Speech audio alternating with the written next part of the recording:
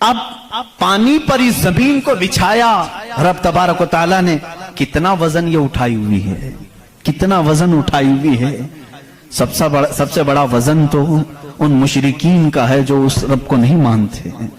یہ دھرتی کا بوجھ ان کو کہتے ہیں، یہ سب کو اٹھائی ہوئی ہے، پتہ نہیں کتنے کروڑوں ٹن اس پر وزن ہے یہ، لیکن کبھی بھی ہلتی ہوئی نظر نہیں آتی۔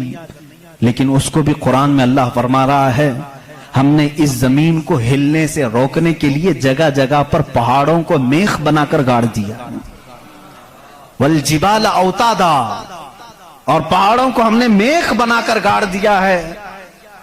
اب اس کی تحقیق اس زمانے میں نے اپنے پڑھنے کے زمانے میں اس کی ایک تحقیق اپنے استاد کے پاس پڑھی تھی۔ صفا مروہ کی بارے میں اختلاف چل رہا تھا، سعودی یہودی حکومت نے صفا مروہ کو پوری طور پر ختم کرنے کی ناپاک کوشش کی اور الگ سے انہوں نے مسعی بنایا صحیح کرنے کا، تو اختلاف علماء میں تھا کہ انہوں نے زیادہ چوڑا کر دیا۔ اسی زمانے میں یہ تحقیق ہوئی، پہاڑ جو ہے اس کا وجود زمین پر کیسا ہوتا ہے۔ ان سعودیوں نے کہا پہاڑ ایسا اوپر شیپ میں ایسا ہوتا ہے، ٹرائنگل ہوتا ہے، اوپر سے کونا ہوتا ہے، نیچے چوڑا ہوتا ہے۔ ان سعودیوں نے کہا نیچے بھی یہ جڑیں چھوڑتا ہے، پھیلتا ہوا جاتا ہے، جیسے درخت اوپر ہوتا ہے اور نیچے اس کی جڑیں پھیلی ہوئی ہوتی ہیں۔ تو انہوں نے کہا نیچے بھی وہ پہاڑ کا حصہ ہے، اس لیے ہم نے بازو میں بھی راستہ بنایا تاکہ صفا مروہ کی صحیح اگر ہو رہی ہے تو وہ پہاڑوں کے بیچ میں ہی ہو رہی ہے۔ میرے استاد گرامی مصر کے ہیں، انہوں نے پوری اس پر تحقیق کے ساتھ کتاب لکھی، چیلنج کیا، کہا پہاڑوں کو اگر کھود کر کے دیکھو، ہمارا یقین یہ کہتا ہے، انہوں نے بہت سارے دلائل سے ثابت کیا، پہاڑ اوپر سے جو اس طرح کے شیپ کا ہوتا ہے، ٹرائنگل اوپر سے، نیچے وہ جڑیں نہیں چھوڑتا بلکہ اندر جاتے جاتے اور باریک ہو جاتا ہے، اندر باریک ہوتے ہوتے ہوتے بہت پتلا ہو کر نیچے تک جاتا ہے۔ میں نے پوچھا نیچے کتنی اندر تک ہے؟ انہوں نے کہا جو پہاڑ تمہیں اوپر دکھ رہے ہیں یہ پہاڑ کا 1% ہے، باقی 99% پورا نیچے ہوتا ہے۔ یہ پہاڑوں کی اونچائی، یہ پہاڑوں کی جو اونچائی ہے یہ 1% ہے، 99% پورا نیچے ہوتا ہے۔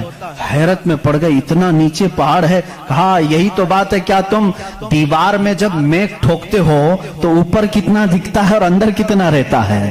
2 انچ کا اگر ہم لے رہے ہیں میخ اور کیل تو اس کا منہ صرف اوپر تھوڑا سا، وہ بھی mm میں ہوگا، اور 2 انچ تک اندر وہ دیوار میں دھسا ہوا ہوگا۔ اور جب قرآن میں مولا نے فرمایا ہے زمین پر ہم نے پہاڑوں کو میخ بنا کر گاڑ دیا ہے، آج سائنس یہ کہہ رہا ہے کہ پہاڑ 9 گنا نیچے اندر تک موجود ہے۔ قرآن کس زمانے میں نازل ہوا؟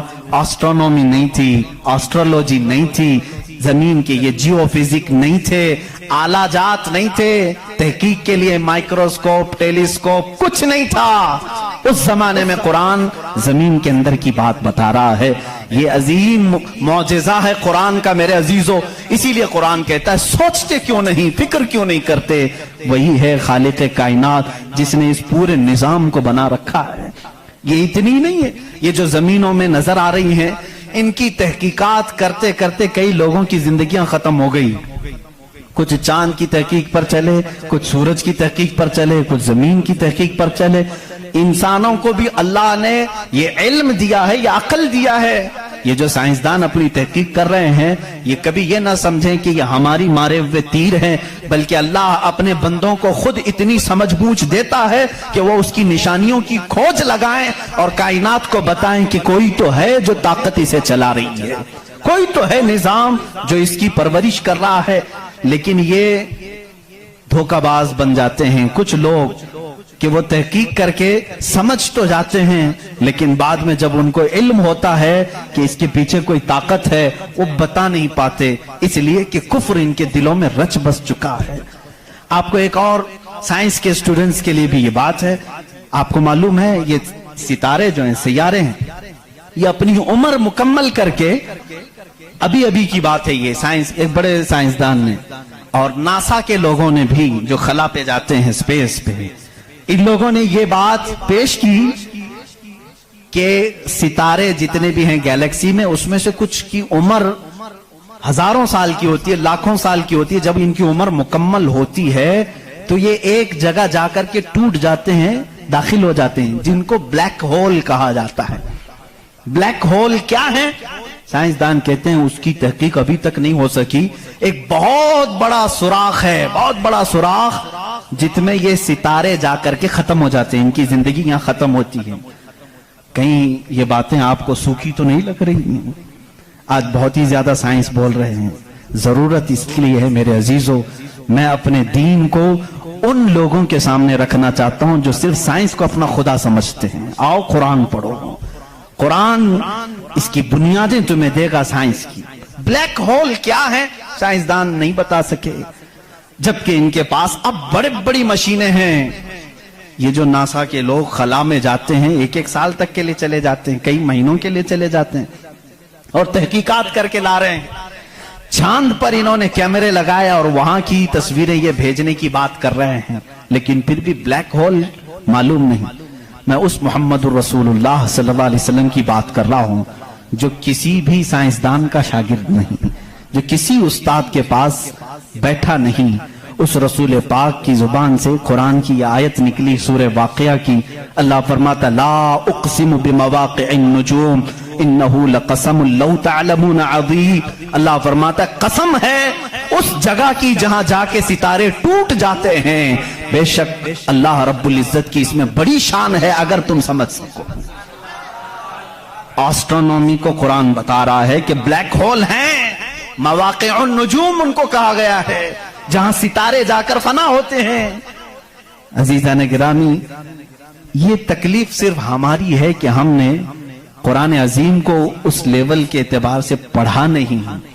سائنس کے لیے جو لوگ MBBS کر رہے ہوں گے یا پھر انجینئر بن رہے ہوں گے، ان سے بھی میں یہ دعوت دیتا ہوں کہ قرآن کو بھی کبھی اس اینگل سے پڑھ کر کے دیکھو. اس کی نشانیاں اتنی عظیم ہے.